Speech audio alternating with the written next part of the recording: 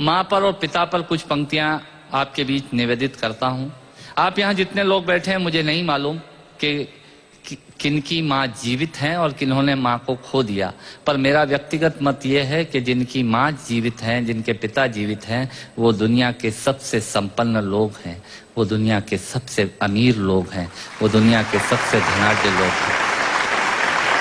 एक मिनट के लिए बचपन में लौटिएगा, याद कीजिएगा जब हम बहुत छोटे थे, माँ की गोद में थे, माँ का स्तनपान करते थे, तब माँ का एक स्तन मुंह में लेकर हमने उस माँ को दूसरे स्तन पर अपने छोटे छोटे पैरों से न जाने कितनी बार मारा, पर उस माँ ने हमें दूध पिलाना बंद नहीं किया। मित्रों, लात खाकर भोजन देने की शक्ति उस परमपिता परमेश्वर ने दुनिया में यदि किसी को दी है, वो सिर्फ माँ को दी है। माँ के अलावा ताकत किसी के पास नहीं है। मैं उस माँ की वंदना में कविता पढ़ता हूँ। याद कीजिएगा उन दिनों में जब हम चौके में रसोई में बैठकर खाना खाया करते थे और माँ खाना बनाती थी, उस वक्त थाली पर बैठकर हमने जब भी इधर उधर देखा, वो माँ समझ गई और उसने नमक का डब्बा हमारी तरफ सरका दिया। हमारे बिना बोले को समझने वाली वो माँ, जब हम उसे खो देते हैं, वो माँ हमें बहुत याद आती है। वो माँ जो हमारे परीक्षा देते जाते वक्त दही की कटोरी लेकर शगुन बनकर आकर खड़ी हो जाती थी, उसे हम खो देते हैं। वो माँ हमें बहुत याद आती है। रमेश सोज की 4 पंक्तियां माननीय नेताजी यहाँ बैठे हैं, मैं पढ़ता हूँ। मुझे अच्छी लगती है कि बहुत रोते हैं लेकिन दामन हमारा नम नहीं होता, इन आंखों के बरसने का कोई मौसम नहीं होता, मैं अपने दुश्मनों के बीच भी महफूज रहता हूँ, मेरी माँ की दुआओं का खजाना कम नहीं। स्वामीनाथ पांडे की 3 पंक्तियां सुनाता हूँ। स्वामीनाथ पांडे ने 3 पंक्तियों का उपन्यास लिखा। अमिताभ जी बैठे हैं, जया जी बैठी हैं। 3 पंक्तियों में पूरा उपन्यास लिख दिया उसने। लिखा, एक विधवा माँ थी, उसके 2 बेटे थे। एक बेटा नीचे वाले माले पर रहता था, दूसरा बेटा ऊपर वाले माले पर रहता था। विधवा माँ 15 दिन एक बेटे के यहाँ खाना खाती थी, विधवा माँ 15 दिन दूसरे बेटे के यहाँ खाना खाती थी।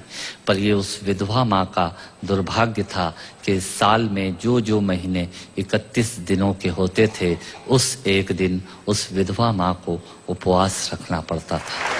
9 महीने पेट में रखने वाली माँ जब एक जवान बेटे को एक दिन भारी लगने लगी, तब इस नालायक हास्य व्यंग के कवि ने कुछ पंक्तियां माँ के लिए लिखी। सुनिएगा, यात्रा कीजिएगा मेरे साथ। माँ संवेदना है, भावना है, एहसास है।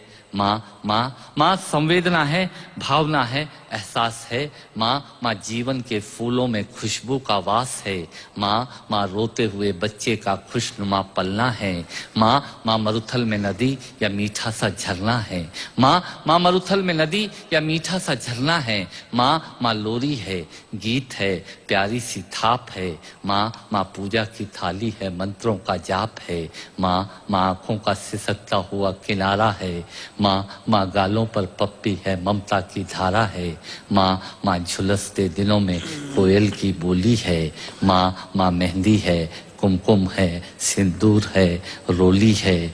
माँ कलम है, दवात है, स्याही है। माँ परमात्मा की स्वयं एक गवाही है। माँ त्याग है, तपस्या है, सेवा है। माँ फूंक से ठंडा किया हुआ कलेवा है। माँ अनुष्ठान है, साधना है, जीवन का हवन है। माँ जिंदगी के मोहल्ले में आत्मा का भवन है।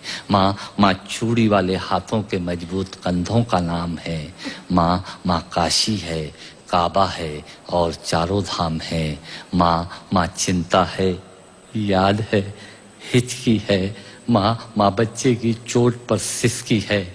माँ चूल्हा, धुआं, रोटी और हाथों का छाला है।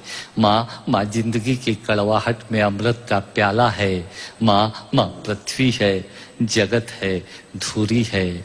माँ बिना इस सृष्टि की कल्पना अधूरी है।